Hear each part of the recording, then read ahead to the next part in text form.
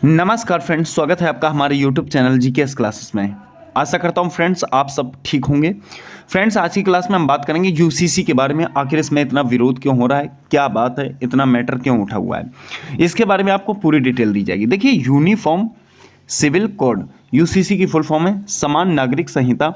एक ऐसा ही कानून फ्रेंड्स जैसे आपने पढ़ा होगा आईपीसी, इंडियन पैनल कोड, तो भारतीय दंड संहिता होता है वो, ठीक है। देखिए यूसीसी के अंतर्गत क्या हुआ था, एक बार 22 में विधि आयोग ने यूसीसी पर लोगों की राय जानने के लिए ईमेल जारी किया है, ताकि कोई भी संगठन या व्यक्ति इसमें अपनी राय दर्ज करा सके कि एक्चुअल में उसके मन में क्या चल रहा है इसको लेकर। दिल्ली कोर्ट ने कई बार कहा है कि भाई सरकार से कि यूसीसी भारत में लागू करो, यूसीसी भारत में लागू करो। जैसे अगर बात करूं फ्रेंड्स, तो अभी कुछ दिनों पहले की बात है, अब हमारा भारत जो है जनसंख्या की दृष्टि से विश्व में पहले स्थान पर आ गया है, 141 करोड़ की जनसंख्या को लेकर लगभग, ठीक है। तो इसमें क्या हुआ था, जब ये जनसंख्या के पायदान पर पहले नंबर पर आया तो जर्मनी के एक न्यूज़ ने क्या छापा। देखिए फ्रेंड्स, यहाँ पर एक आपको कार्टून दिखाई दे रहा होगा, ये चीन है, ये जो है ये चीन है, ठीक है, और ये जो है इंडिया है, ये क्या है, इंडिया।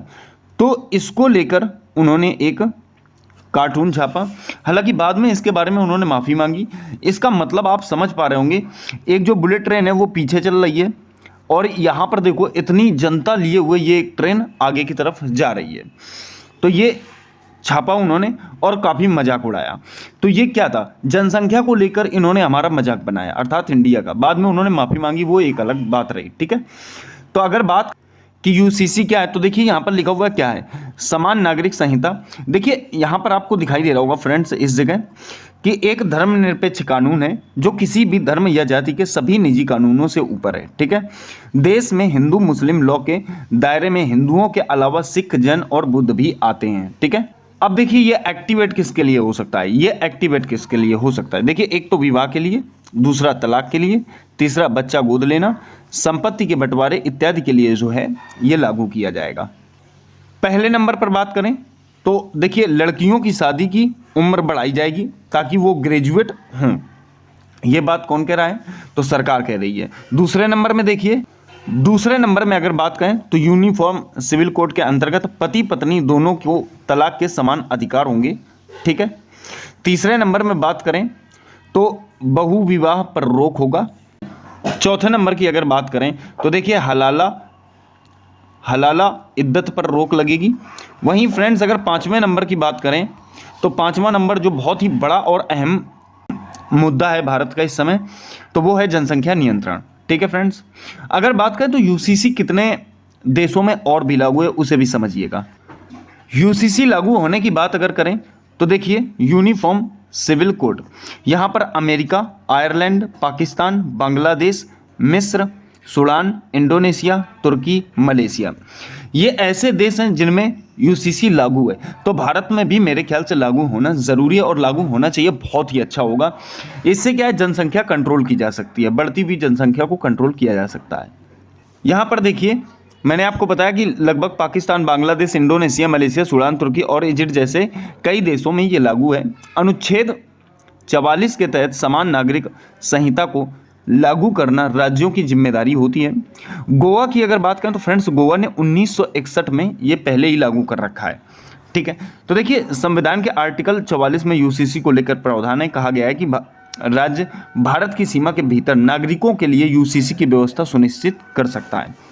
इस प्रावधान का मकसद धर्म के आधार पर किसी वर्ग विशेष के साथ होने वाले भेदभाव को खत्म करना बताया गया है। देखिए वहीं अगर बात करें यूसीसी को लेकर भारत में स्थिति क्या रहने वाली है, तो विधि आयोग ने 2016 में यूसीसी पर लोगों से राय मांगी थी। आयोग ने 2018 में अपनी रिपोर्ट तैयार की। उन्होंने जब रिपोर्ट जारी की तो उस वक्त कहा गया कि भारत में समान नागरिक संहिता की कोई खास आवश्यकता नहीं है, ठीक है। भारत के गोवा में समान नागरिक संहिता लागू है, कहने का मतलब है गोवा में यूसीसी लागू है। गोवा को विशेष राज्य का दर्जा मिलने के साथ साथ राज्य में यूसीसी भी लागू है। संसद से गोवा को ऐसा अधिकार दिया गया था कि वह पुर्तगाली सिविल कोड लागू कर सकता है। गोवा में सभी धर्मों के लिए या धर्मों के लोगों के लिए एक समान कानून है। गोवा में शादी या तलाक कोर्ट या रजिस्ट्रेशन द्वारा ही कानूनी तौर पर मान्य होती है। कहने का मतलब है फिर शादी करने के लिए हमें रजिस्ट्रेशन करवाना होगा। देखिए, गोवा को छोड़कर पूरे भारत में हिंदू, इस्लाम और ईसाई धर्म के लोग अलग अलग कानून हैं। इन सब ने अपने अलग अलग कानून बना रखे हैं। उसके बाद अगर यूसीसी लागू हो जाता है तो इन कानूनों की कोई वैल्यू नहीं रहेगी, फिर एक यूसीसी ही एक्टिवेट होगा। उत्तराखंड में यूसीसी लागू करने की दिशा में तेजी से कदम आगे बढ़ाया जा रहा है। मुख्यमंत्री पुष्कर सिंह धामी के अनुसार समिति 30 जून के आसपास ड्राफ्ट को सरकार को सौंपने की तैयारी कर रही है। प्रदेश सरकार इसके आधार पर राज्य में यूसीसी लागू करेगी। बात करें अगर क्या रहा यूसीसी पर मुस्लिमों का रुख।